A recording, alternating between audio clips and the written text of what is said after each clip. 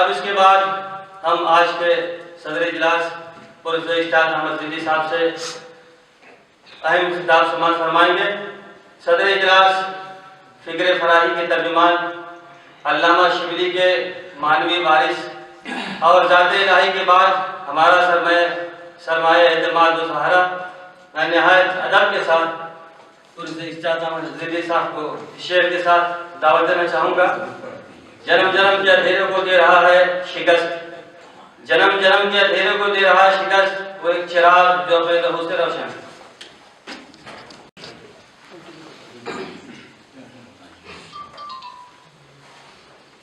بسم اللہ الرحمن الرحیم،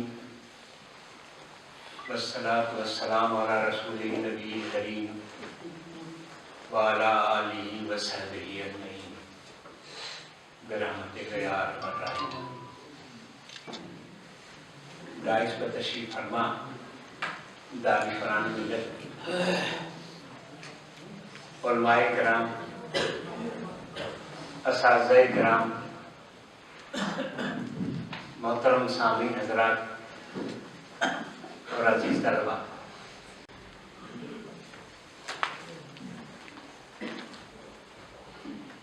علی گڑھ مسلم یونیورسٹی کے ایک نہایت اہم ڈپارٹمنٹ سے وابستہ ہونے کی خوش قسمتی کی وجہ سے مجھے دنیا کے مختلف کونوں میں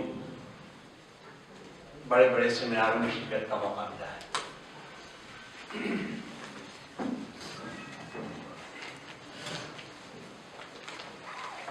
کبھی مجھے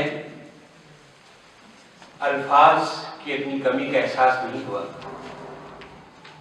جتنا آج ہو رہا ہے۔ جس وقت انجمن طلبہ قدیم جھارکھنڈ کی طرف مسجد اصلاح جھارکھنڈ کی شاخ کی طرف سے یہ پیشکش آئی اس سال سیمینار یہاں کیا جائے، تو حقیقت یہ ہے کہ وہ سارا پس منظر جو ہمارے بزرگ قاسمی بھائی نے یہاں بیان کیا،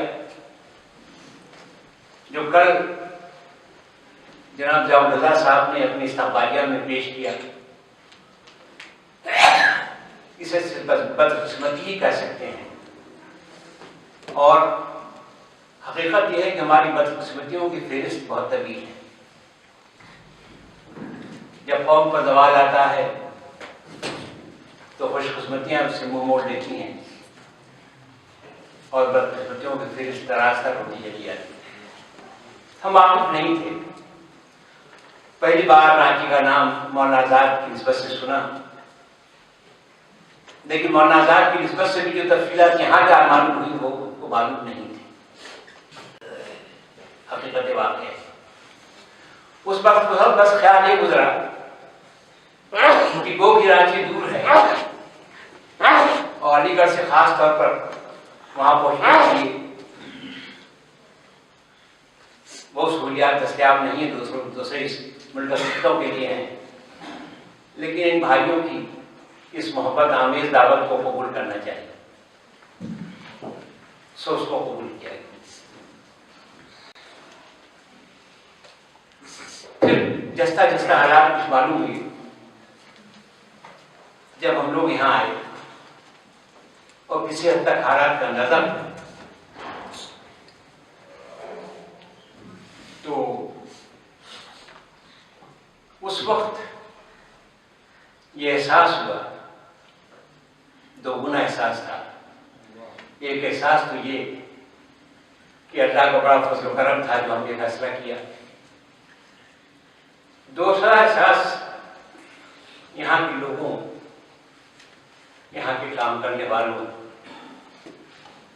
اور یہاں کے ذمہ داروں کے سلسلے میں تھا۔ ہم نے بہت سیمینار کیے، ام القرآن کا خود یہ 11واں 12واں سیمینار ہے۔ شبلی اکیڈمی میں سیمینار کی ایک طویل فہرست ہے جو گزشتہ 10 سالوں میں کی گئی ہے۔ اس میں بڑے بڑے انٹرنیشنل سیمینار بھی شامل ہیں، سینٹنری سیمینارز بھی شامل ہیں، لیکن حقیقت واقعہ یہ ہے کہ بالکل ایسے ہی جیسے ہم نے کہانیوں میں پڑھا تھا کہ ایک ویرانے میں علاؤالدین کی چراغ کے جن نے لا کی بستی آباد کر دی، ویسے ہی ان بھائیوں نے اس گاؤں میں، اس ویرانے میں جس طرح سے میری سماج سجائی ہے، واقعہ ہے کہ میرے دل پر اس کا جو تاثر ہے اس کو بیان کرنے کے لیے میرے پاس الفاظ نہیں ہے۔ ضیاء الرضا صاحب اور ان کے ساتھیوں نے، اس مدرسے کا اساتذہ نے، ہمارے بزرگوں نے، صدر نے اور دوسرے لوگوں نے، طلبا نے، آس پاس کے لوگوں نے کس طرح سے سب کچھ ممکن بنایا ہوگا، اس کا صرف ایک تصور ہی ہم کر سکتے ہیں۔ حقیقت کی آنکھوں سے دیکھنا ہمارے لیے مشکل ہے۔ حقیقت کی آنکھوں سے ہم وہ دیکھ رہے ہیں جو اینڈ ریزلٹ ہے، جو نتیجہ سامنے ہے۔ اس نتیجہ تک پہنچنے کے لیے کیا کو کرنی کرنی پڑی ہو، کیا گزرے ہے گوہر پر، قدرے گوہر ہونے تک وہ جو کہاں مراحل ہیں ان کا تو اندازہ ہی کیا سکتا ہے۔ میں نے سوچا تھا اس وقت میں جس کا اسے ذکر بھی کر دیا تھا، اور ہمارے بھائی جو اتفاق سے ہمارے وطن بھی نکلے، حسب الحسن صاحب، موت تو آج بنا کل تو آدمگیر تھا، انہوں نے جو بات کہی تو میں نے ایک ذہن میں میرے خیال آیا تھا، اور میں آپ سب کے سامنے اس کا اظہار کرتا ہوں، اعلان کرتا ہوں کہ آئندہ اگر کبھی پھر آپ نے چاہا تو ہم پھر حاضر ہوں انشاءاللہ۔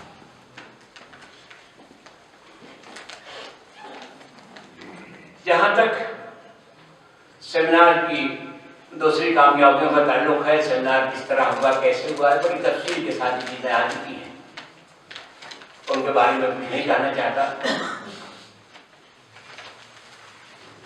ایک تھوڑا سا ٹھہرا یہ ضرور کروں گا کہ ہمارے بھائی ضیاء الرضا نے خاطر مدارات میں کچھ زیادتی ہی کر دی، اس سے کسی قدر کم بھی اگر ہوتا تو بھی بہت ہوتا۔ اللہ ان کو جزائے خیر دے۔ مہمانوازی کا جذبہ کچھ ایسا جذبہ ہے جس پر قابو نہیں رہتا، جن لوگوں کے اندر یہ ہوتا ہے۔ ہم نے اپنے بزرگوں کے بارے میں، عربوں کے بارے میں، جہاں اسلام آیا، جہاں ہمارے رسول صلی اللہ علیہ وسلم تشریف لے آئے، ان لوگوں کی فریادوں کے بڑے تذکرے سنے ہیں، پڑھے ہیں۔ بہرحال یہ قلبی کیفیت ہوتی ہے جس پہ شاید قابو نہیں رہتا، جس میں گھر کا اکیلا بچھڑا جان ذبح کر دیتا ہے، جو حضرت ابراہیم خلیل اللہ کی روایت ہے مہمانوں کی ضیافت کی۔ اصلاح اور فساد، اب اس کے بارے میں کیا کروں، کل سے ہم لوگ ہی سن رہے ہیں۔ یہ حقیقت واقعہ ہے کہ فساد معاشرے کے رگ و ریشے میں پھیل چکا ہے، ہر طرف فساد ہی فساد ہے۔ کل بھی عرض کیا تھا کہ جب قرآن مجید نے کہا تھا کہ ظہر الفساد فی البر والبحر، تو اس کی اپنی تفسیریں تھیں۔ اس وقت تو بحر میں بھی واقعی فساد پھیل چکا، اور بحر کیا فضاؤں میں بھی فساد پھیل چکا ہے، چاروں طرف فساد ہے، اور اس کی اصلاح اس قوم کے ذمہ ہے جو اخرجت للناس تھی۔ لیکن وہی بدنصیبی کہ اخرجت للناس کی بات تو بہت دور، خود اپنی اصلاح نہیں کر پا رہی۔ سارا مسئلہ ہمارا تو یہ ہے کہ اگر ہم اپنی اصلاح کر لیتے تو اگلا مرحلہ تو فطری تھا کہ ہم دوسروں کی اصلاح کرتے، کہ پھر ہم اپنی ذمہ داریاں بھی پہچانتے، اپنا منصب بھی پہچانتے، اور اس فرض کو پہچانتے جو اللہ تعالیٰ کی طرف سے ہمارے اوپر خیر امت کی حیثیت سے، آخری نبی صلی اللہ علیہ وسلم کے پر یقین رکھنے والوں کی حیثیت سے اور قرآن کے حاملین کی حیثیت سے جو ہمارے اوپر عائد ہوتا ہے، اس کی بھی جڑیں بڑی گہری ہیں، بڑی دور تک گئی ہیں۔ ایک عجیب و غریب یہ تاریخی حادثہ ہے کہ اس ملک میں اسلام، اس ملک سے مراد میری وہ خطہ ارض ہے جس میں ہم ہیں۔ سندھ میں تو عربوں کے ذریعے آیا تھا، ملبار کے علاقے میں تو عربوں کے ذریعے آیا تھا۔ اس خطے ملک میں جس کو ہم شمالی ہند کہتے ہیں، یہاں اسلام 12ویں صدی کے اواخر میں ترکوں کے ذریعے آیا۔ میں تاریخ کو سبق پڑھانے کے لیے نہیں یہاں آیا ہوں، وہ کہ تاریخ کا استاد 35 سال تک رہا، لیکن میں ایک ایسی بات عرض کرنے کے لیے آیا ہوں کہ جو مجھے بہت دن سے بہت تکلیف دیتی رہی ہے، اور حقیقتاً صورتحال تقریباً ویسی بن گئی ہے کہ لہذا دیش اندرے دل اگر گوئے دماغ سوزت اگر دم در کشم ترسم کی مغز اس اس ملک میں جب ہم نے قدم رکھا اسی وقت ہمارا قبلہ کچھ درست نہیں تھا، اور آج تک وہ درست نہیں ہو سکا۔ ترکوں کے ذریعے اس ملک میں یہ قصہ ترکوں نے فتح کیا۔ وہ جوان تاتاری جن کا اقبال نے ذکر کیا ہے، جن کی جوان مردی، بہادری، شیر افغانی کا کوئی مقابلہ نہ تھا، جنہوں نے چند سال کے عرصے میں بنگال تک یہ پورا علاقہ فتح کر لیا، اور کوئی بند، کوئی روک، کوئی کوشش، کوئی فوج، کوئی جنرل، کوئی بڑے سے بڑی طاقت ان کو راستہ روک نہ سکے۔ سب خش و خاشاک کی طرح سے ان کے سامنے بہتے چلے گئے، اس سیل بیاما کے سامنے، اس سیل روا کے سامنے۔ لیکن یہ ترک جو اپنی بدقسمتی کی وجہ سے بچپن میں اپنے گھروں سے یا اغوا کر لیے گئے تھے، یا فوجی یا لغاروں میں ان کو گرفتار کر لیا گیا تھا، ان کو غلام کی حیثیت دے دی گئی۔ ان غلاموں کی خاص طریقے پر تربیت کی جاتی تھی۔ جن حضرات کو دلچسپی ہو کہ ان کی تربیت کس طرح کی جاتی تھی تو نظام توسی کا سیادت نامہ پڑھیں، اس میں تقریباً پورا جو طریقہ تھا، پورا جو سلسلہ تھا وہ اس میں دیا ہوا ہے۔ بدقسمتی یہ تھی کہ یہ وہ لوگ تھے جو ان کو تربیت دیتے تھے، جو نسلی برتری پر یقین رکھتے تھے، جن کا پس منظر ایسا تھا اور جن کے آئیڈیلز ایسے تھے کہ آپ کتابیں پڑھیں تو اسی کا خود سیاست نامہ پڑھیں اور تو اسی کو چھوڑیں۔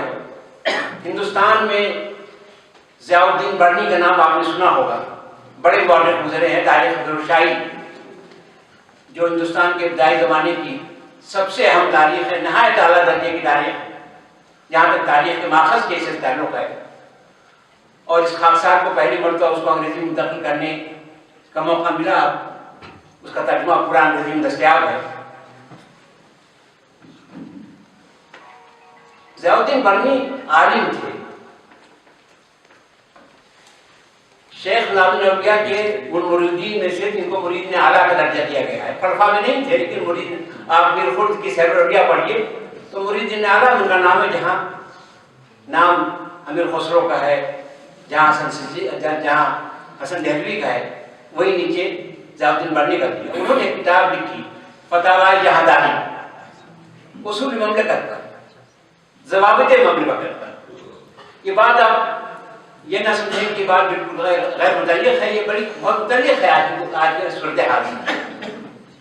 فتاوی جہاداری انہوں نے لکھی کتاب، اس کتاب میں سلاطین کے لیے، حکمرانوں کے لیے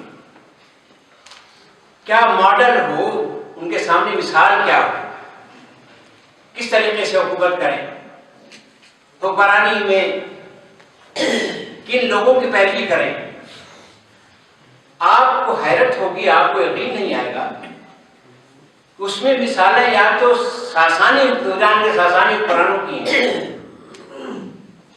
اور اگر کسی اور کی مثال ہے تو وہ سلطان محمود غزنوی۔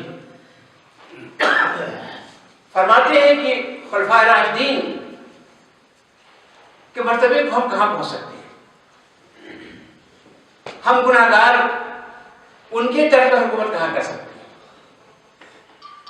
ان کے طرز پر حکومت کرنا ایک الگ چیز ہے، ان کے طرز پر حکومت کرنے کی کوشش اور خواہش ایک الگ چیز ہے۔ جب وہ خواہش دم توڑ دے، وہ خواہش ہی مر جائے تو پھر خواہش کیسے کیا ہوگا؟ ایران کا جو قبل اسلام کی تاریخ جو ہے، قبل اسلام وہ تاریخ تھی، ہندوستان کے علاوہ اگر کوئی دنیا میں اور ملک تھا جہاں طبقاتی نظام رائج تھا تو ایران تھا۔ ایران کا بادشاہ ایک طرح سے نیم خدائی قسم کی اس کی حیثیت تھی، ڈیمی گاڈ جس کو ہم لوگ کہتے ہیں، اور پھر عمرہ کا پریس کا طبقہ تھا، عمرہ کا طبقہ تھا، اور سب سے نیچے مزارعین کا طبقہ تھا۔ وہ ایگزیکٹلی صورتحال تو نہیں تھی جو ہمارے ملک میں ہے، لیکن اس کے بعد اگر کہیں تھی تو وہی تھی۔ تو مثالیں جو ہیں وہ دیتے ہیں صرف ساسانی حکمرانوں کی کہ فلاں اس سچویشن اگر ہو تو اس میں کیا کیا جائے، وہ مثال کسی ساسانی حکمران کی ہے۔ حضور نبی کریم صلی اللہ علیہ وسلم نے اس حالت میں کیا کیا یہ مثال نہیں ہے، خلفائے راشدین نے اس صورت میں کیا کیا یہ مثال نہیں ہے۔ ایک عالم کے قلم سے جدید کتاب نکل رہی ہے، اس لیے کہ وہ عالم ترک تھا، اور ان ترکوں کے ذہن میں بٹھا دیا گیا تھا جو آئے تھے یہاں حکومت کرتے تھے کہ ترک جو ہیں وہ دوسروں سے سپیریئر ہیں، اس لیے سپیریئر ہے کہ وہ ترک ہیں۔ وہی نسلی برتری جو جس نے ہٹلر کو کھڑا کیا، وہی نسلی برتری ہمارے ان ترک بھائیوں میں تھی۔ آپ بلبن، سلطان غیاث الدین بلبن کا نام آپ نے سنا ہوگا، دیندار آدمی، اس کے بارے میں سیرخیزی کی حکایتیں ہیں، نماز کا پابند، تمام ان چیزوں کا، لیکن یہ یقین کی حکومت کرنے کا حق صرف ترکوں کو حاصل ہے۔ باقی اراذل کا لفظ آپ دیکھیں اگر تو برنی دوسروں کے لیے اراذل لسافل، اور کہتے ہیں کہ تاریخ پڑھنا اراذل کے لیے بالکل سود بند نہیں ہے بلکہ خطرناک ہے۔ یہ صرف اشراف پڑھیں گے، اشراف، وہ اشراف جو ان کے نزدیک اشراف ہوتے جو ترک تھے یا تازیک تھے، تازیک کا مطلب عرب، تازیک، یا کم از کم باہر سے آئے تھے۔ ہندوستان کی کسی نسل کا کوئی آدمی ہو، اگر مسلمان بھی ہو گیا غیر مسلم ہے، وہ اراذل ہے۔ بلبن صاحب کہتے ہیں کہ اگر کوئی رسید میرے دربار میں آیا تھا کہ میرے فطری طور پر میرے اندر کچھ ایسی خصوصیات ہیں کہ میری گردن کی رگیں پھول جاتی ہیں۔ جب ایک شخص کو اپنی صلاحیت کی بنیاد پر ایک منصب کے لیے اسی نے نامزد کیا اور سلطان کو معلوم ہو گیا کہ وہ کمتر درجے کا ہے ان کے بقول، تو کہا کہ اگر آئندہ ایسا کرو گے تو میں تمہیں ایسی سزا دوں گا کہ پہلی غلطی تھی معاف کرتا ہوں، آئندہ اگر سے ایسا کرو گے تو میں ایسا دوں گا۔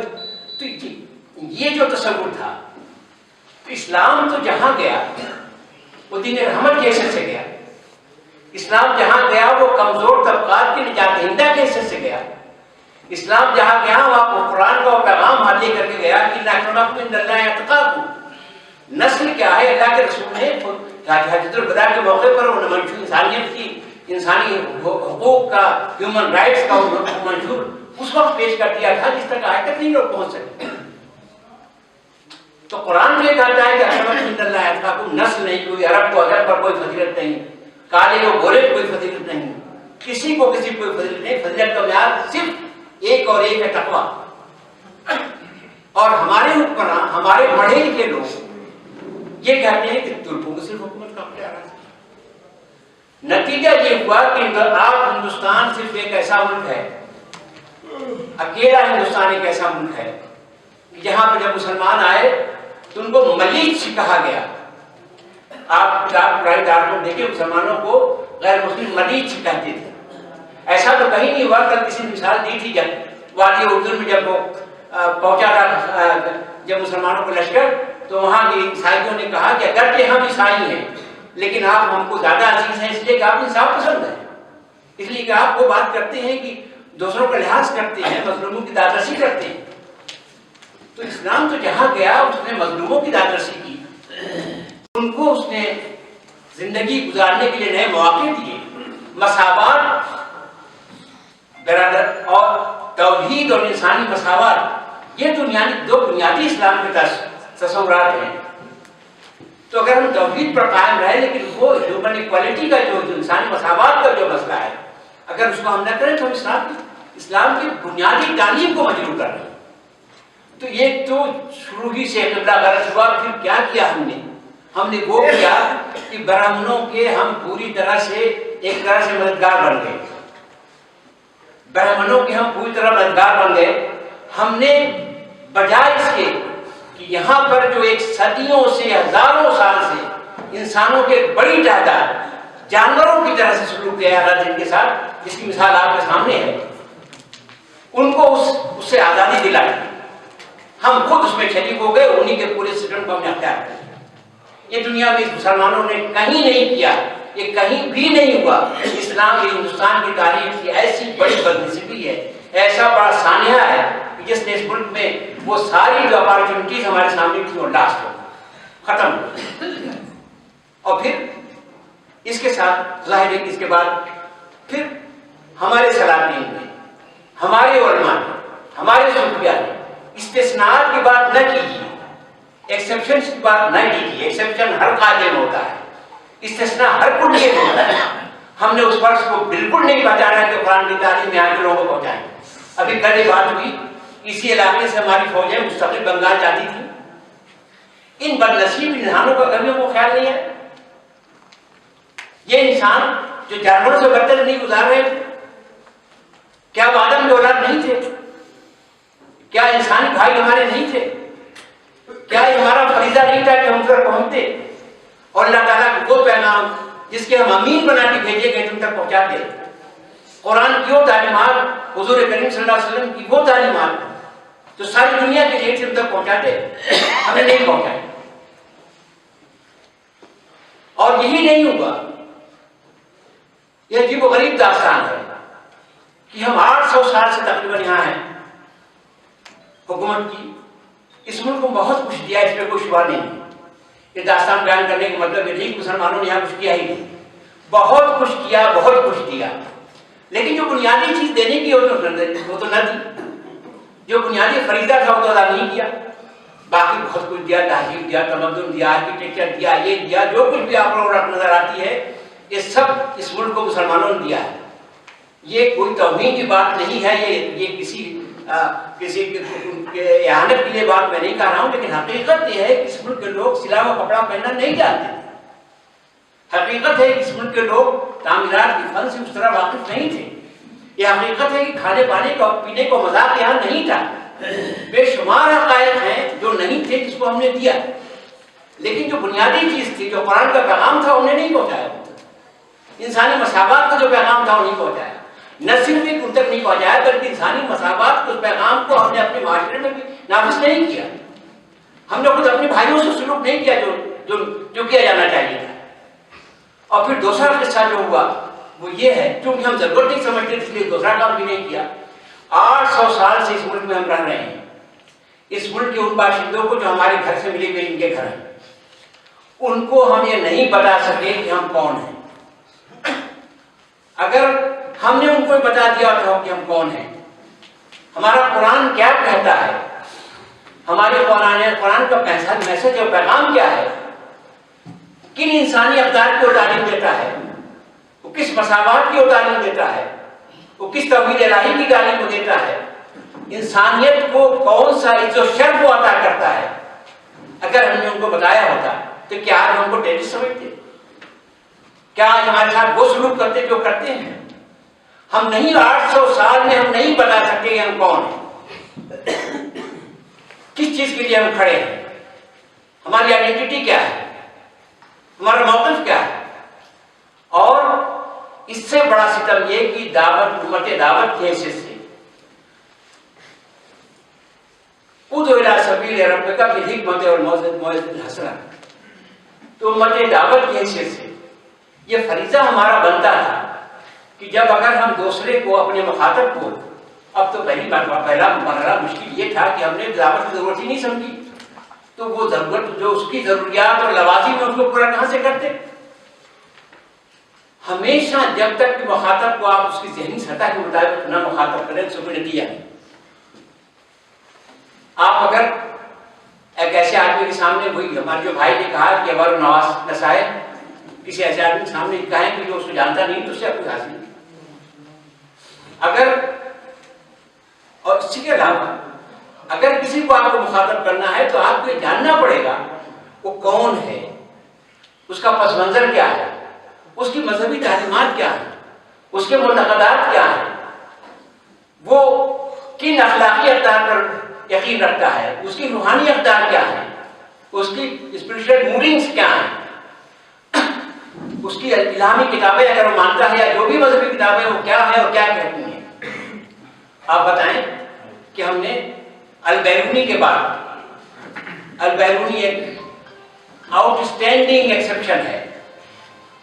البیرونی ایسی شخصیات تو ہزاروں سال واقعی میں پیدا ہوتی، ہندوستان کی حالات میں آیا، ان حالات میں ان برہمنوں سے جو سلطان محمود کے حملے سے کی وجہ سے مسلمانوں کے بارے میں رضیات اور بھی خراب ہو چکے تھے، وہ برہمن جو اپنے ہم قوم راجپوتوں اور چھتریوں کو بھی نہیں اپنا مذہب پڑھاتے تھے، ان سے اس نے مذہب پڑھا اور ان کے بڑے بڑے پرٹیکولر زیادہ پڑھا۔ آپ لوگوں میں سے جس نے بھی البیرونی کتاب نہ پڑھی اور بہت ساری کتابیں ہیں، وہ تو ماہر علوم ہندسہ بھی ہے، میتھمیٹیشین بہت بڑا ہے، بہت بڑا اسٹرانومر ہے، بہت بڑا جاگرفر ہے، ہسٹورین ہے، اللہ جانے پہلے کے لوگوں کے اندر اللہ تعالیٰ کیا کیا خصوصیات رکھ دیتا تھا۔ لیکن خود ہندوستان کے بارے میں، یہاں کے علم کے بارے میں، یہاں کی تہذیب کے بارے میں، یہاں کے مذہب کے بارے میں، یہاں کی سائنس کے بارے میں، یہاں کے اسٹرانومی، ان سب کے بارے میں جو مالی ہند اس کی ہے، یا اس کا انگریزی ترجمہ البیرونی انڈیا کے نام سے شائع ہو چکا ہے، آپ پڑھیے، آپ کو یقین نہیں آئے گا کہ 1000 سال پہلے ایک آدمی اتنی موضوع اس قدر آبجیکٹیویٹی کے ساتھ، ایسی غیر معمولی پارشیلٹی کے ساتھ کیسے کس طرح بات کر، جہاں جو بات اچھی ہے اس کو قبول کر رہا ہے، جو بات اچھی نہیں ہے اس کو نہیں، ذات بات کے پورے سسٹم کا پورا سسٹم بیان کرتا ہے، اور پھر کہتا ہے کہ جہاں تک ہم مسلمان ہیں ہم تو یہ یقین رکھتے ہیں کہ نہ اکرمکم عند اللہ اتقاکم۔ تو ہم نے ان کو سمجھا بھی نہیں۔ اب ضرورت یہ ہے کہ دیون و ماتم کرنے سے تو کوئی نتیجہ نہیں، لیکن جب تک اپنی کمی اور غلطی کا احساس نہ ہو تب تک اس کی تلافی کی کوشش بھی آدمی نہیں کرتا۔ ہم کو اپنی اس غلطی کا احساس بھی کرنا چاہیے، اعتراف بھی کرنا چاہیے، اگرچہ وہاں سے لوٹ کے نہیں آنا، لیکن ہم کو اعتراف بھی کرنا چاہیے، احساس بھی کرنا چاہیے کہ ہم نے غیر معمولی غلطیاں کی ہیں، ہم کو غیر معمولی مواقع حاصل ہوئے تھے جو ہم نے ضائع کر دیا، لیکن جو ہو چکا تو ہو چکا۔ اب ہماری آپ کی اور ہم سے زیادہ ہمارے نوجوان دوستوں بھائیوں کی ذمہ داری ہے کہ جو کام نہ کر سکے تھے وہ کیا جائے، قرآن کا وہ پیغام جو دوسروں تک نہیں پہنچایا جا سکا تھا وہ پہنچایا جائے، اور اس کے ذریعے ہم اپنی خود معاشرے کی اپنی اصلاح کریں، اور اس کے ساتھ ساتھ دوسروں تک، لیکن ہاں اس معاشرے کی پیروی میں ویسا معاشرہ قائم کرنے کی کوشش ہمارے اوپر ضرور کرتے ہیں۔ تو میرے بزرگوں اور بھائیوں اور دوستوں، یہی ادارہ علوم قرآن کا پیغام ہے جو اس سے الگ نہیں، جو قرآن کا پیغام ہے، اس قرآن کو جو خود ہماری زندگیوں سے خارج ہو چکا ہے، جس پر ہم خود عمل پیرا نہیں ہیں، جس کے پیغام سے ہم واقعتاً واقف نہیں ہیں، اس سے ہم خود بھی واقف فراہم کریں، اور اس دنیا کو، یہ ہمارے اپنے بھائی اور دنیا بھر اس کے جو اس وقت مسائل ہیں، جو معاملات ہیں، یہ ہمارا یقین اور ایمان ہے کہ یہ جو کشمکش برپا ہے، جو خونریزی برپا ہے، جو انسانیت تڑپ اور کرا رہی ہے، جو بے شمار سلگتے ہوئے مسائل ہیں، ان کا حل صرف اور صرف قرآن مجید میں ہے۔ اللہ کی آخری کتاب جو آخر تک کے لیے تا قیام قیامت जो मुसलमानों के लिए, सिर्फ मुसलमानों के लिए नहीं, सारी दुनिया के लिए जो नमूने जो हिदायत है, और जिसके बगैर न कोई हिदायत पा सकता है, न जिसके बगैर कोई निजात पा सकता है, और न जिसके बगैर कभी हकीकी खुशहाली जिंदगी का तस्वुर किया जा सकता है। ये जिंदगियां जिनको हम देखते हैं लोगों की चमक दमक, ये दरअसल खुशहाल जिंदगियां नहीं हैं, अंदर से खोखली हैं, हजार बीमारियां इनको लगी हुई हैं, अंदर से कराहते हैं लेकिन उनकी कराह हम नहीं सुनते। लिल्लाह अब भी वक्त आ गया है कि हम आप सब इंसानियत की इस कराह को सुने और उसके दरमा के लिए जो हमारे पास मरहम मौजूद है, जो हमारे पास नुस्खा कीमिया मौजूद है, उसके लिए उनके पास जाए। गालिबन वक्त मैंने बहुत ले लिया, बहुत बहुत शुक्रिया। बेहद आप सब ने जिस तरह से हम सब की इज्जत अफजाई की, अल्लाह ताला उसके लिए आपको बेहतरीन अजर दे, और इसके जरिए से जो रवायत यहाँ कायम हुई है वो फले फूले और बढ़े, और अल्लाह ताला हम सबको इसकी तौफीक दे कि हम कुरान को अपनी ज़िंदगियों में खुद उतारें, अपने माशरे को कुरान के मुताबिक उसकी तश्कील और तामीर करें, और फिर वो रोशनी दुनिया में फैले, चिराग से चिराग जले, और फिर दुनिया एक बार फिर रोशन हो जाए। यही दुआ है। वाक़िअ दावाना